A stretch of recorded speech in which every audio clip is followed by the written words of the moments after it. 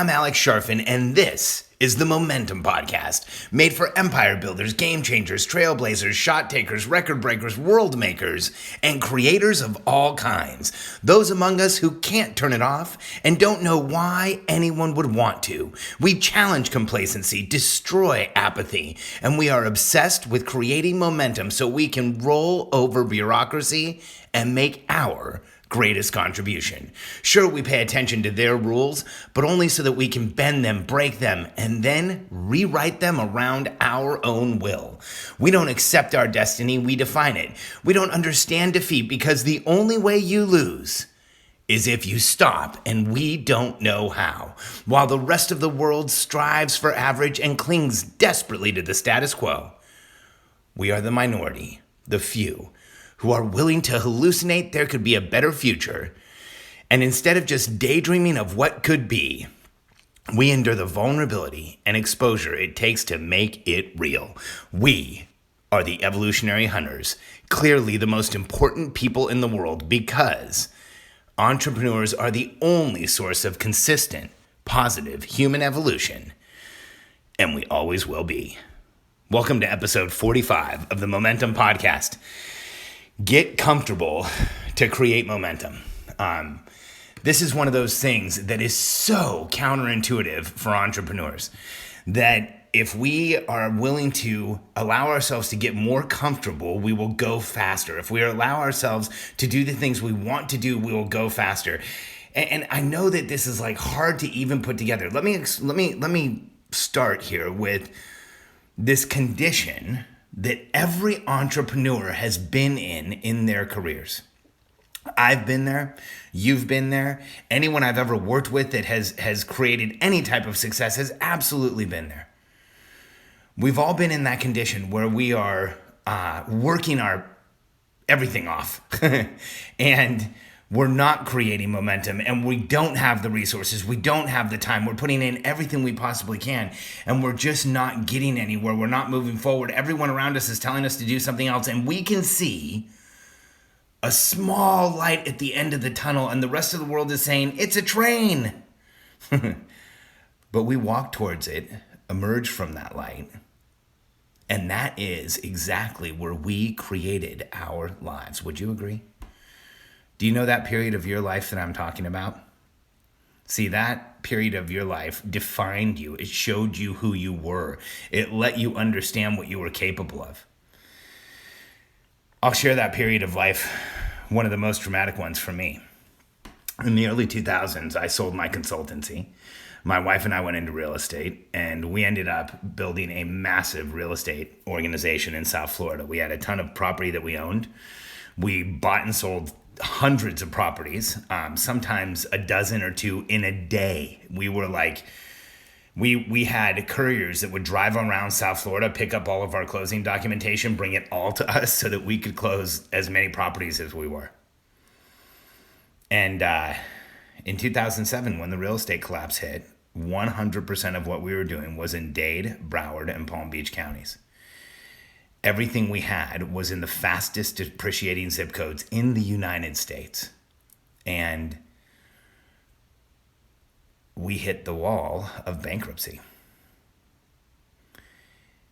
It's hard for me to even say this now.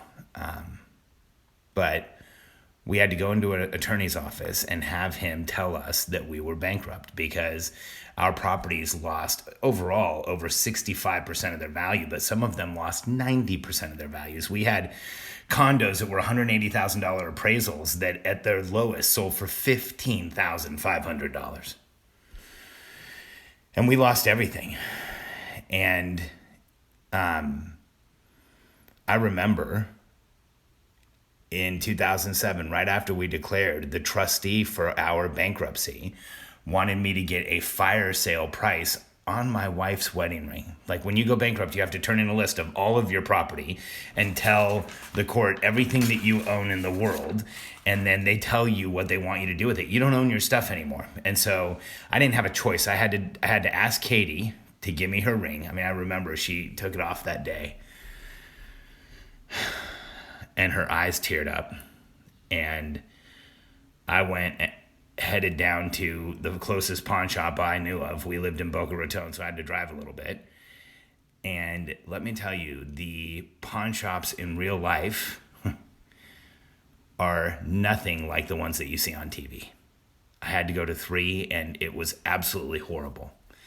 And Katie and I hit this massive wall. But even though we hit this wall, we could see a tiny light at the end of the tunnel. And we wrote a product called the Certified Distressed Property Expert while we were in bankruptcy.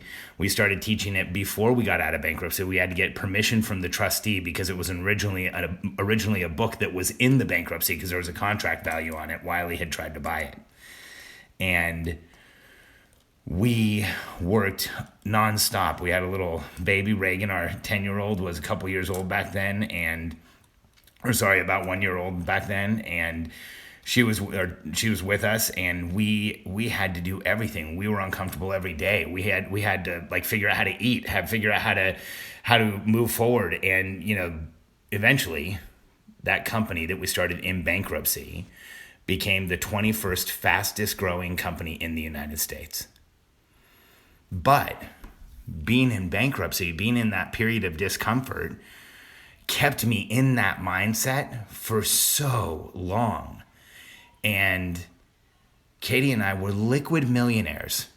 And I was still driving a 1994 Ford Ranger that we bought for me when we were in bankruptcy that had over 145,000 miles on it and had none of the body panels were clean. Like everyone had a dent or a scratch or something. Because I had been uncomfortable for so long, I just got used to it.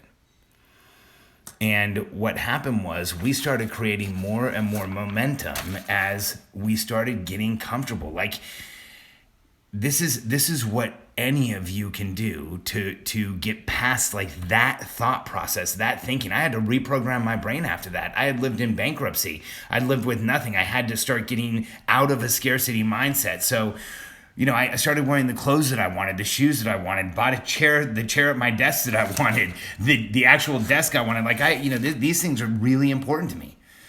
I make sure that we both made sure, Katie and I, that we got rid of the people, the places, the things that we didn't want to be around, that we didn't want to have in our lives. We focused in a way that we hadn't focused before. And it created this massive momentum and allowed us to grow the 21st fastest growing company in the United States. Now, for you today, where are you dealing with discomfort? Where are you putting up with something? Where are you allowing pressure and noise into your lives? Because here's an equation. The more comfortable you get in your life, the more vulnerable you will allow yourself to be in your mission. I'll say it again. So the more comfortable you allow yourself to be in your life, the more vulnerable you will be in your mission. The challenge for most entrepreneurs is we just see being uncomfortable as somehow being progress because, believe me, it was not comfortable to work our way out of bankruptcy. It wasn't comfortable to do any of those things. I have this imprint in my mind that if the weight of the world is on my shoulders and everything's pushing against us, that I can move all of that and then recover from bankruptcy, which we did. But I had to let go of that. I had to move beyond that. I had to get out from under that massive weight of bankruptcy and start reprogramming. And I did it by reducing how often I'm uncomfortable. Because here's the issue. If your days are getting tactically harder, you're building a house of cards. If you're allowing your days to get tactically harder, eventually you won't be able to do it. And so here's what self-care means for an entrepreneur, because I tell people all the time, self-care is a bridge to success, self-care is a bridge to vulnerability, and self-care is a bridge to momentum. Here's why. There's this place in our lives, in our careers, and you're probably there right now, where we are pushing ourselves, and because this is almost where we live. We're pushing ourselves. We're making ourselves do more. We want to do more. We want to contribute in a bigger way. We want to have a bigger impact. We want to make more things happen. And that is a time where the more we take care of ourselves, the more we refuse to be uncomfortable, we will be more vulnerable. So the more we ask for help, the more we take care of ourselves physiologically, we eat the right foods, we hydrate, we move. The more that we plan in the mornings, the more we have a routine, the more we put in place, the more tactics of reducing the level of discomfort we put in place in our lives, the more vulnerability we have, the more momentum we will create. Because this is from working with hundreds of entrepreneurs, if everything in your life is difficult, if everything feels hard, if everything feels like pressure and noise, if you don't have help, if you aren't telling people what's really going on, if you're just putting up with stuff, trying to create momentum, what ends up happening is we get pessimistic, frustrated, stuck. We feel constrained. We stop being vulnerable. We stop being transparent. We stop telling people what's really going on. But the less discomfort we make ourselves deal with, the more we take care of ourselves, the more we ask for help, the more we buffer everything around us so that we're doing the things we want to do, so that we feel like we're in momentum all the time, then our natural vulnerability goes up, our natural transparency increases, and we create near unlimited momentum. So, self-care truly is a bridge to success. But here's the challenge with this, is that we as entrepreneurs take care of ourselves last. And we don't pick up on the cues of the wildly successful people around us that are doing this, because the average billionaire will not put up with any pressure and noise that they don't proactively allow into their lives. But the average entrepreneur appears to be in a contest to see how much pressure and noise they can withstand.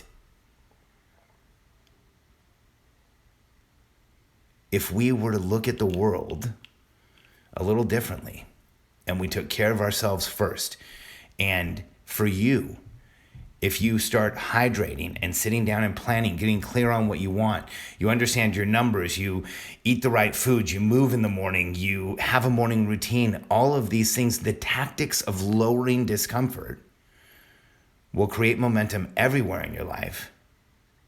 And it'll also help you with the vulnerability that'll let you get the help you need, create the momentum you want, share in a way that is genuine, raw, and real so you attract the right people into your life.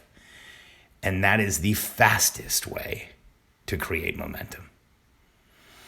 If you're ready for more momentum and you want to understand the tactics of lowering discomfort, of increasing awareness, of creating more vulnerability and refusing to allow yourself to struggle with discomfort, go to momentumwebclass.com.